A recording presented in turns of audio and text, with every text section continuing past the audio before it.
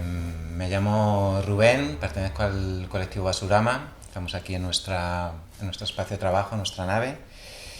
Y bueno, Basurama llevamos ya 20 años, exactamente, hemos hecho trabajando, reflexionando en torno a la sociedad de consumo y pensando acciones y procesos y proyectos de transformación, ¿no? A partir de lo que tenemos, de los recursos que existen, ¿no? En este caso, consideramos la basura como un recurso que desecha en cierto sentido la sociedad y que nos permite saber sobre nosotros mismos y nos permite transformarla, ¿no? Para nosotros es muy importante.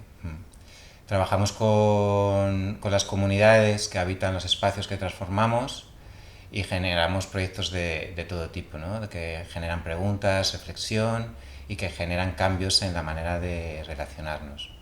Son proyectos de acción directa, que solemos decir nosotros, porque trabajamos con nuestras manos, con nuestro cuerpo, ponemos en común, ¿no? Una reflexión, abrimos miradas y ejecutamos, ¿no? Con la gente, con el entorno, con el contexto, ejecutamos estas ideas, estas reflexiones, estos conflictos, los hacemos realidad a partir de eso, de nuestros recursos humanos y de nuestros recursos físicos que muchas veces la sociedad desecha, como es la basura, ¿no?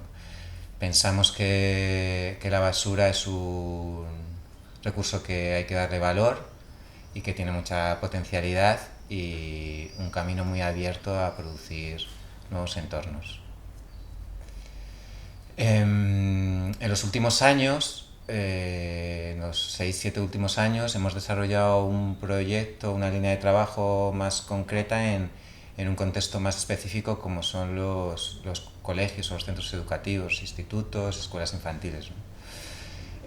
Concretamente los espacios comunes, el espacio público, el primer espacio público de todos nosotros, de nuestra infancia, que es los patios, ¿no? Es el espacio exterior, es el primer espacio de convivencia, de socialización de las peques, donde surgen conflictos, donde surgen amores, donde aprendemos a relacionarnos con el diferente, donde somos nosotros mismos, no como en la clase, que tenemos como un código muy concreto, ¿no? de profesor y alumno sentado en nuestro pupitre.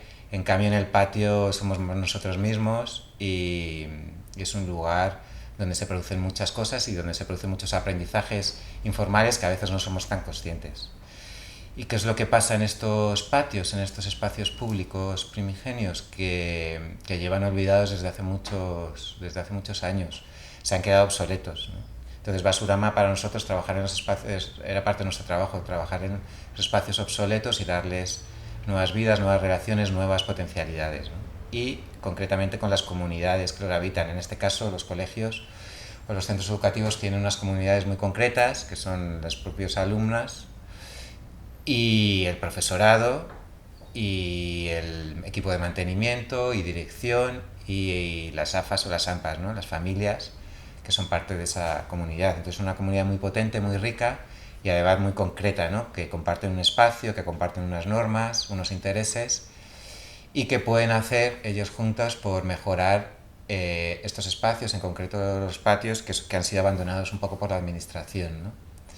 ¿Por qué decimos que han sido abandonados? Porque llevan años sin mejorarse, sin evolucionar, ¿no? Ha evolucionado la pedagogía, ¿no? La educación, pero los espacios no han evolucionado, ¿no? Tanto en el interior, que hay corrientes ya de transformar las aulas, como en el exterior, que ahora sí que hay un movimiento de patios fuerte y mucha gente, colectivos, comunidades educativas están repensándose esos espacios. Concretamente, estos patios decimos que son obsoletos porque llevan 30-40 años iguales, ¿no? Hay un predominio de espacio central, un predominio del uso deportivo, concretamente sobre todo el fútbol, ¿no? Que ha dominado esta forma de relacionarse, en la que si no eres chico principalmente, fuerte, hábil, pues te sientes excluido, ¿no? Se está viendo como muchas chicas no pueden ocupar todo el patio, están condenadas a estar en los límites, con la con la tensión de estar siempre en estado de protección, en estado de alerta, y creemos que es importante cambiar esa situación, ¿no? Creemos que es importante diversificar estos espacios, hacerlos más inclusivos, generar más capas, ¿no? de estar, ¿no? más ricas, ¿no? Enriquecer estos espacios.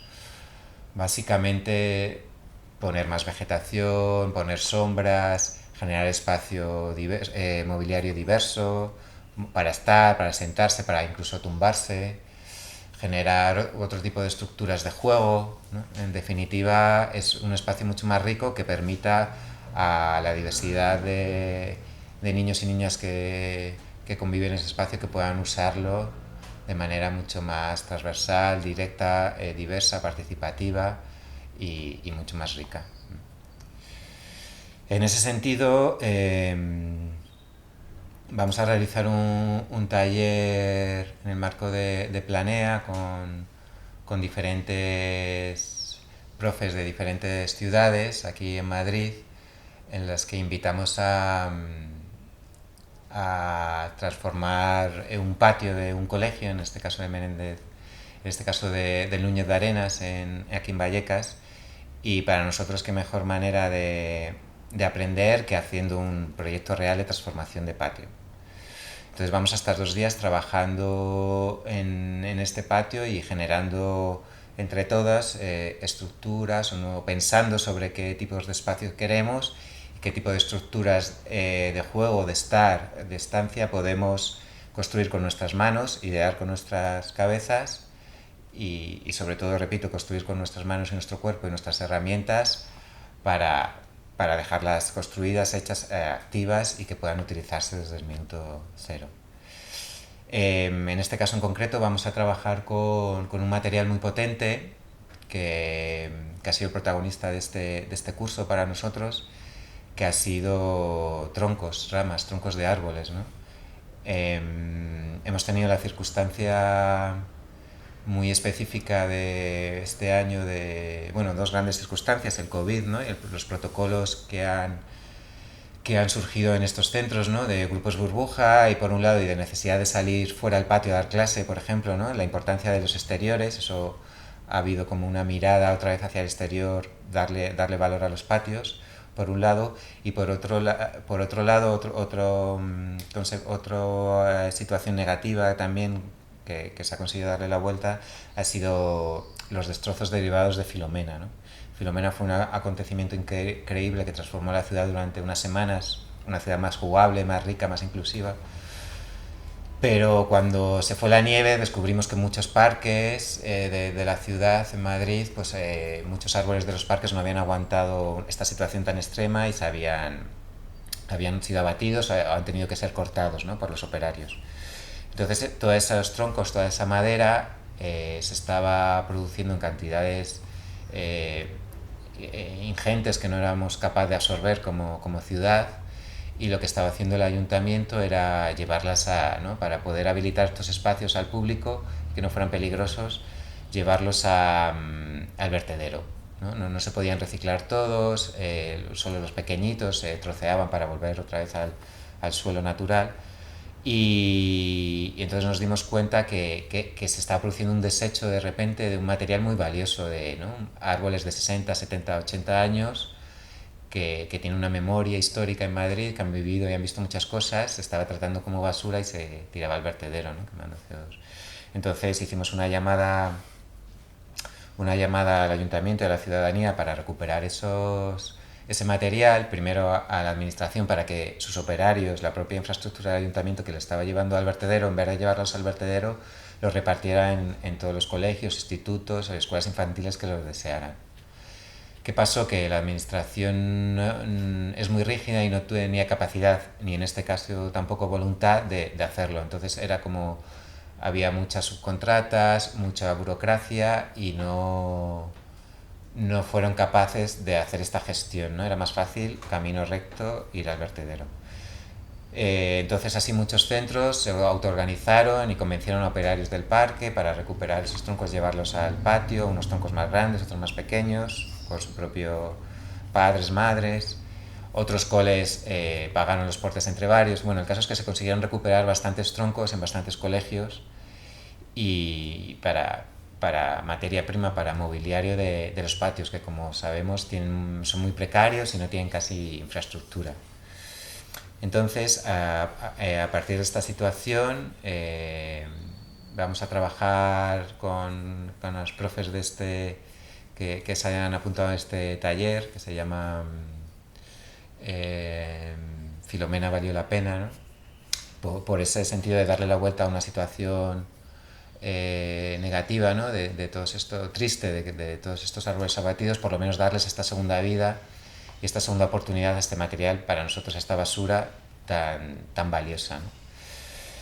¿Qué vamos a hacer en el taller? Pues vamos a pensar conjuntamente qué necesidades hay, qué deseos y qué sueños tenemos para un patio, en este caso para este Colegio Núñez de Arenas, pero es extrapolable a muchos patios y coles de todo lugar. Y vamos a pensar según el material que se puede construir, ¿no? Pues ¿no? Con madera, ¿no? Que ahí podemos trabajar y vamos a trabajar con troncos gigantes, lo que es la parte del tronco principal, ¿no? De 2-3 metros y muy pesados, que prácticamente no se pueden mover con la mano, que hay que mover o con cuerdas o con grúa o con varias personas, y con troncos más pequeñitos, tocones, o troncos medianos, que tienen otra forma de trabajar, y con troncos, ramitas más pequeñas, que tendrán otro tipo de uso. Entonces, con los troncos grandes vamos a pensar estructuras de juego más fijas, que básicamente hay que saber calzarlas. Hay que hacer todo un trabajo de poner en valor el material y cuidado, es decir, cortar aristas, cortar astillas, lijados, como elementos peligrosos, y luego pues incluso proteger la madera, ¿no? Hasta el exterior. Entonces básicamente van a ser operaciones de corte, de lijado, de protección de la madera, lo que nosotros llamamos de cuidado hacia ese material y de poner en valor. Y asegurarnos de que las cosas que estén fijas de verdad y no se muevan porque puedan producir algún accidente, ¿no? Entonces, que estén bien asentados, bien unidos, y estos troncos grandes generan unas topografías y unos equilibrios y unas maneras de apropiarse muy interesantes y sobre todo muy abiertas, ¿no? Que no es un típico juego que se sube por aquí y te tiras por allá, sino que te puedes acercar a él de muchas maneras, y eso está muy bien porque en función de la edad y del tipo de persona te puedes usarlo como para sentarte, los puedes usar para saltar, para equilibrios de una manera más física, para reunirte como punto de encuentro con tus amigos. Es un nodo al final también de encuentro, incluso de ficción, de inventarse narrativas en torno a este nuevo espacio de troncos, ¿no? Para nosotros es muy importante, eso es otra de las líneas, que lo que se construya tenga una capacidad de apropiación muy fuerte y no esté muy definida de por sí, ¿no? No sean las típicas instalaciones que tengan un solo uso, sino que estén muy abiertas. Con troncos más pequeños pues se pueden hacer tocones, unir, equilibrios. Con troncos medianos, ¿no? De 20-30 centímetros de diámetro se pueden hacer bancos, se pueden poner patitas, se pueden hacer graderíos, ¿no? Ágoras, espacios de encuentro, juegos de equilibrio y juegos de ficción y narrativas, como decía, ¿no? Esos troncos de 20-30 centímetros de diámetro ya sí que son manejables, los podemos cortar con caladoras o incluso con motosierras, e incluso a mano, ¿no? Tendremos sierras manuales, y lijarlos, siempre cuidarlos. Se pueden contar la edad de los troncos, ¿no? Hay un trabajo muy interesante a nivel medioambiental también. El ser un elemento natural pues también nos abre muchas vías, ¿no? De hecho, una de las prioridades y necesidades es naturalizar muchos patios que son de hormigón, ¿no? Una gran parte de superficies de hormigón. Entonces, todo lo que sea introducir elementos naturales, tierra, piedras, árboles, troncos, madera, pues es positivo. Y la madera tiene esa parte natural que va envejeciendo, que va cambiando, que puedes medir qué edad tiene esa madera, que puedes cuidarla. Es muy importante, que es blandita, que se puede cortar, que se puede moldear y que tiene vida propia, ¿no? Eso para nosotros es muy importante, y para los coles. Pues Pues nada, en ese sentido en el taller vamos a poner en común lo que hemos aprendido estos meses instalando estructuras de juego en muchos coles y nos vamos a dividir por grupos y por tipos de trabajo, de la escala más pequeñita, ¿no? De troncos a lo mejor más pequeñitos, que vamos a poder hacer piezas de juego libre, piezas sueltas, ¿no? Que puedan ser juegos de construcción, ¿no? Pues piezas lijadas, cortaditas de diferente tamaño, a troncos grandes que van a transformar el espacio de una manera más radical. En ese sentido, ¿qué cosas hay que tener en cuenta? Pues en convivencia un poco con el espíritu de la comunidad y del proyecto educativo del colegio, pues hay siempre un cierto como miedo al peligro, a que puedan suceder cosas, ¿no? Evidentemente lo que se haga, como decía antes, va a estar fijo y bien construido, que no haya aristas, que no haya astillas, por un lado, y luego fija en la medida que es interesante que haya cosas fijas, pero a nosotros nos gusta también que haya partes móviles, que se puedan troncos mover, no solo pequeñitas, sino también más grandes, para que se puedan adaptar estos espacios y los propios usuarios, los niños de esos espacios los modifiquen, ¿no? Eso también depende de cada colegio, si se siente más seguro en cosas más fijas, estructuras más fijas y que no se muevan, o colegios más atrevidos que entienden que hay una mayor libertad, un mayor riesgo. Nosotros siempre decimos que sin riesgo no hay aprendizaje, es importante que haya un poco de riesgo en estas estructuras porque invitan y favorecen la autonomía, la confianza en sí mismos para avanzar en su propio desarrollo, ¿no? Entonces, bueno, nosotros no forzamos ninguna situación, cada contexto del cual es diferente y intentamos abrir mirada y juego, pero sin forzar las situaciones de cada centro. Eso es importante, respetando cada situación. En ese sentido, un poco ya para ir cerrando, este proyecto en colegios, así de una manera más general, no es un proyecto de construcción de infraestructuras, sino es un proyecto pedagógico, de aprendizaje, desde que se aprende en cómo tienen que ser estos espacios, cómo nos relacionamos y que a nivel social y educativo qué cosas se ponen en juego, hasta cómo reutilizar, ¿no? El concepto más circular de cómo reutilizar un material que iba a ser desechado, cómo transformarlo, cómo generar ideas entre todas para ver qué posibilidades tiene y luego, para nosotros es muy importante, transformarlo, ejecutarlo, instalarlo, ¿no? Es algo muy circular que genera mucho, cuando cierras un poco ese círculo, mucho orgullo por parte de los niños, niñas que lo usan o incluso de las familias de hemos transformado un material que no tenía mucho destino y que de repente es algo útil para mi cole, para mí, para mis amigos, incluso para los mayores y para los pequeños. De repente hay un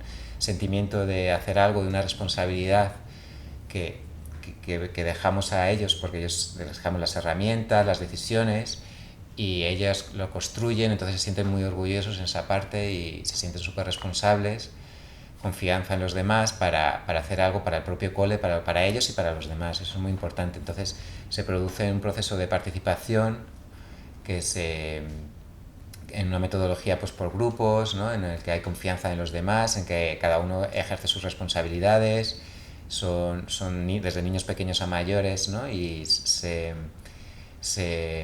cambian, o sea, por lo menos son procesos horizontales donde tienen el mismo valor los profes, los padres que los alumnos, las decisiones y las operaciones físicas.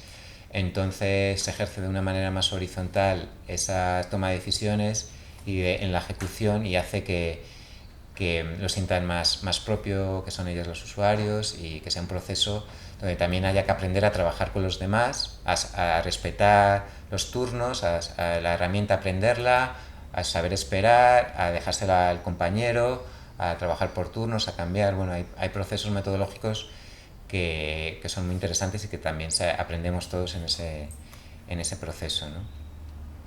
Y básicamente tenemos esa visión un poco global, ¿no? De aprender a transformar un espacio que es de todos, a poner un valor, a aprender a transformar materiales que están en desecho, a darles valor entre todos, sabernos coordinar, sabernos trabajar en conjunto para construir algo útil para todos. Y incluso hay otro tema que es que a nivel educativo el profesorado puede incorporarlo al currículum que tienen ellos, ¿no? En sus asignaturas para sumarlo, ¿no? Pues desde medio ambiente, pues desde el nivel más medioambiental o de ciencias ambientales, por ejemplo, los troncos, qué tipo de arbolado, qué tipo de madera, qué es una corteza, qué es la savia, qué es la resina, por qué, por qué es esta corteza, cuántos años tiene un árbol, qué utilidades tiene, ¿no? Desde este tipo de información, que es una extensión del currículum, hasta, por ejemplo, en matemáticas, pues aprender cuánto pesan estos troncos, el volumen, la densidad, saber calcular áreas para una superficie de juego, geometría, temas de geometría son muy importantes a la hora de construir. Bueno, que hay muchas sabiduría informal que se pone en juego, y si el profesor quisiera también lo podría introducir en su currículum más ampliado, ¿no? Entonces, el proceso y el proyecto, por eso decimos que no es un proyecto de construcción básicamente de unas cosas en el patio, ¿no?, que se queda ahí, sino que es un proyecto de aprendizaje más global, ¿no? Proyecto circular de economía circular, ¿no?, de reutilización de principio a fin, y un proyecto de colectivo de participación de cuidar lo colectivo, ponerlo en valor y trabajar en comunidad, que es para nosotros un poco lo más importante.